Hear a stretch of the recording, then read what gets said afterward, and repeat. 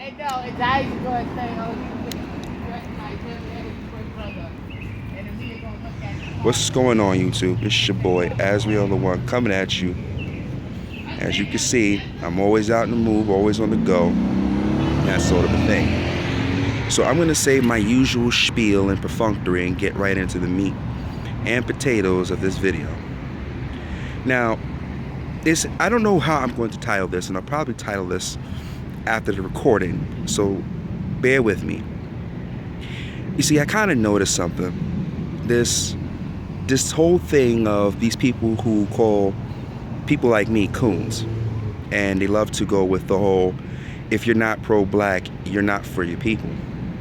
Well, this point has been put out there before, but I think I'm going to expound upon it. The people whom you call coons are perhaps more pro-black than the people who are actually claiming to be pro-black. In fact, to quote David Carroll, these are people who are defending black pathology. But I'm going to go one step further. It's simply that these people are doing this in irony of themselves, and more importantly, because they are so loath to self-examine. No, they're so loath, in fact, to have any level of self-awareness that they will insist that their way is correct, even though they, in their heart of hearts, know that such a thing is folly, and to continue with it is, in fact, detrimental to yourself. But to put this under the guise of being pro-black, you will find that these shines, these clowns, these tricksters in true form, these asshats, will do and say anything possible to avoid scrutiny of their actions. And let me just go on to say right here before I dive into what I really want to talk about. It's kind of comical when you watch these people explain away the failures of the black community. And they try to say that in order for us to advance, we have to save everyone. No, Negro, no. What needs to happen in the black community is what we call social Darwinism. See, some of you people, I am an evolutionary theist, but some of you people who just refuse to understand the science of this, let me explain. You see, in order for a species to propagate, there must be, of course, become reproduction. But only the fittest of all creatures can survive to pass on their genes. So, what happens is, over time, those creatures who have a natural disposition to survive in a given situation actually get to propagate more than the others. Case in point. Now, most people used to think that giraffes just learned to stretch their necks, and eventually that's how giraffes became the way they were. No, that's not how that worked. There were some giraffes that were born with shorter necks, and some were born with longer necks. And although such giraffes got to mate, only the giraffes that had the longer necks to reach the top of the trees were quite able to sustain themselves. And of course, more of those giraffes were able to reach the top of those trees to get the leaves, they of course survived. And the ones who couldn't, well, you know where they are. Such is the case with the black community. There are people who are fit to survive and to go forward, to be bigger, better, and stronger. And then there are those who are not.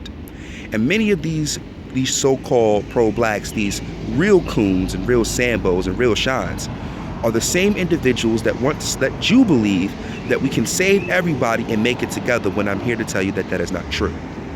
In fact, that's exactly where we're at this point, is where I wanted to get to.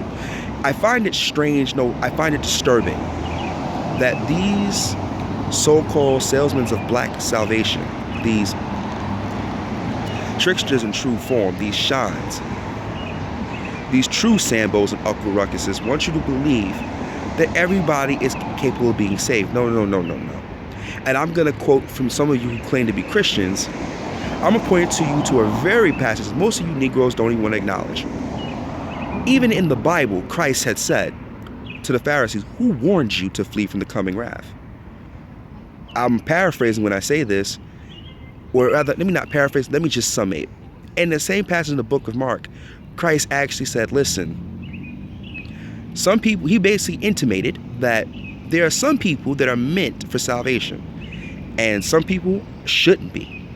And they're not supposed to hear that news lest they turn around and get themselves saved. Very cryptic, very troubling, very disturbing when we had that concept.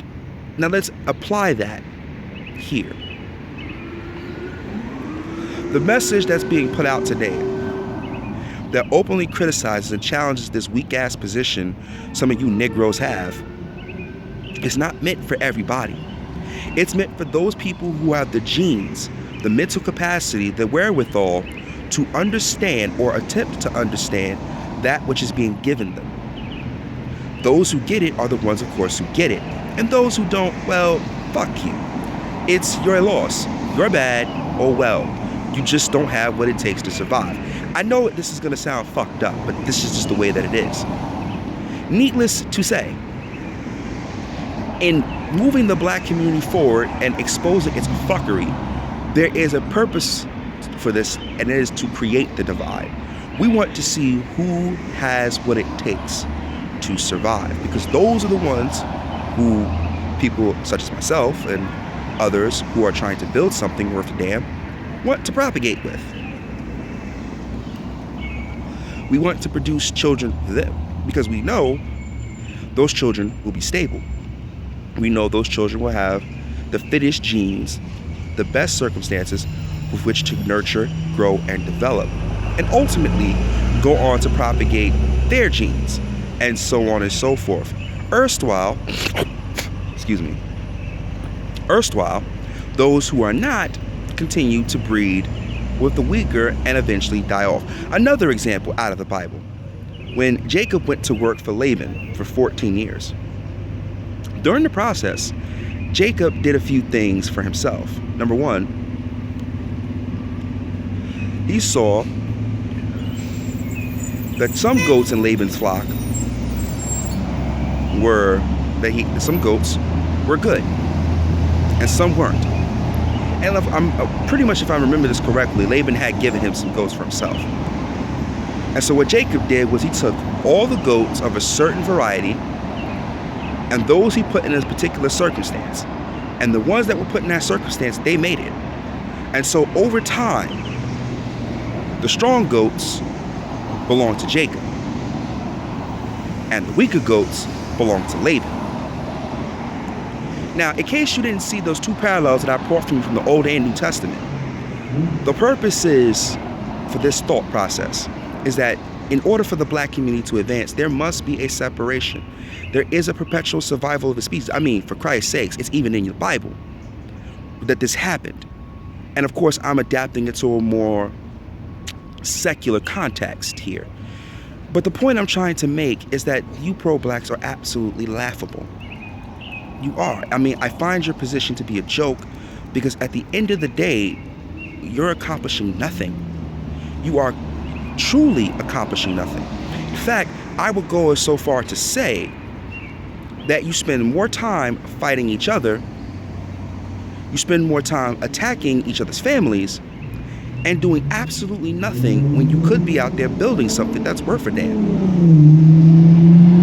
Now, it goes without saying, for those who are, well, inclined to understand what I'm talking about, that of course you're not going to have 100% rate of people of this division. There's going to be some people that always manage to slip through the cracks.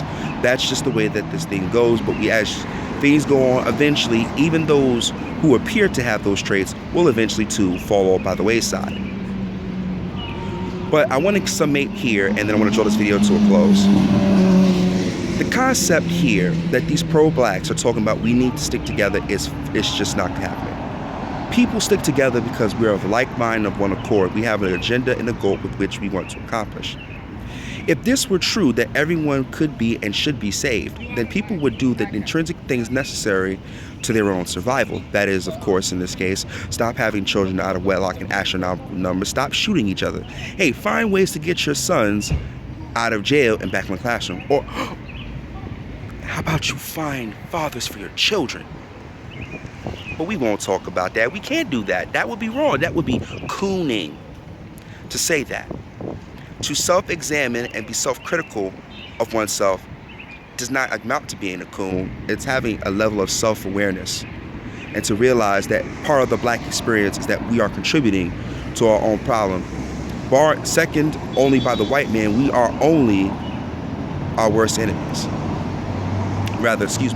Seconded the white man's issue being seconded to us, if for those who wish to ascribe to that theory, we are, by and large, our worst enemy. No, scratch that too. We are our own worst enemy, bar none. That's a fact. I think it is incumbent on every black individual that truly desires change.